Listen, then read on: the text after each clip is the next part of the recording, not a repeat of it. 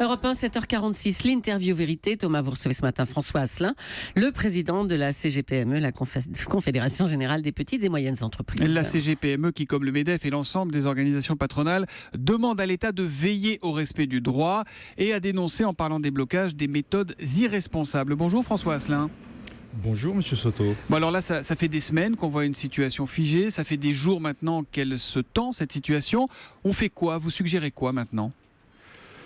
Il y a d'abord le besoin que l'État fasse respecter l'état de droit, c'est-à-dire qu'il est absolument anormal de prendre en otage l'ensemble des Français et des acteurs économiques que sont avant tout les petites et moyennes entreprises, parce que à travers ce combat, on croit défendre les salariés, mais malheureusement, c'est ceux qui vont être les premières victimes à travers ce tissu économique souvent très fragile des très petites entreprises. Ça veut dire quoi? Ça veut dire qu'il faut que l'État fasse place nette, qu'il faut débloquer les barrages? Alors déjà, bien sûr, débloquer les entrepôts de carburant pour qu'on puisse alimenter les stations-service, et puis peut-être aussi regarder du côté, pourquoi pas, de la loi du travail qui est en discussion, et pourquoi pas légiférer pour faire en sorte qu'on ne puisse porter atteinte à l'ensemble du pays, de son activité, à travers une action de grève. Certes, le droit de grève est un droit inaliénable, mais franchement, a-t-on le droit de phagocyter l'intérêt général tel que c'est fait actuellement, et de faire en sorte que des Français se retrouvent très handicapés. Vous savez, nous sommes pas loin de la fin du mois de mai, il va falloir verser les salaires. Une semaine sans facturation pour une petite entreprise, c'est parfois la clé sous la porte, et les salariés au chômage. François Asselin, ces blocages ont-ils vraiment des conséquences sur les PME? Vous avez des exemples concrets? Oh oui, des exemples concrets, des ambulanciers qui, par exemple, ne sont pas prioritaires pour les pompes à essence. Ils appellent l'agence régionale de santé, ils sont aux abonnés absents. Résultat, il y a des patients à transporter à l'hôpital pour des dialyses, par exemple.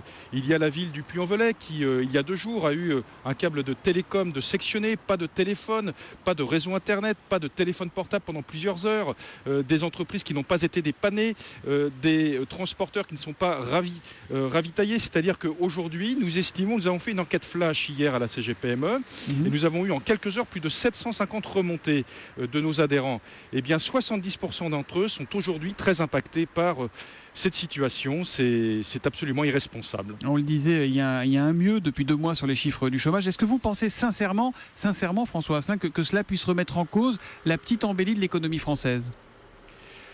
Alors nous vivons un cycle de montagne russe, c'est-à-dire que si on fait un petit peu de rétropédalage très rapidement, il y a eu la loi Macron 1 dans laquelle nous portions des espoirs, et finalement c'est une réformette. Il y a eu ensuite la fameuse loi sur la modernisation du dialogue social, où nous pensions avoir des allègements sur les seuils, vous savez, les 10, 20, 50 employés, etc. Finalement rien n'a été fait. Et puis nous avions cette fameuse loi sur le travail, où au départ nous étions partis avec un espoir de réformer enfin notre marché du travail, et à l'arrivée cette loi, non seulement elle ne lèvera pas les freins à l'emploi, mais en plus on voit arriver de nouveaux droits pour les salariés qui vont certainement nous handicaper énormément à travers, entre autres, le compte personnel d'activité, le compte pénibilité. Bref, il y a plein d'éléments dans cette loi qui nous rendent très inquiets, nous, entrepreneurs. Donc, comment voulez-vous installer ce qu'on appelle la confiance, et qui est très précieuse, cette confiance, pour que, enfin, sur la durée, ça redémarre? Mais alors, finalement, à vous entendre, on se dit que vous aussi, vous pensez que ce texte, il faudrait le retirer, non? Comme la CGT, pas pour les mêmes raisons, mais qu'il faudrait le retirer.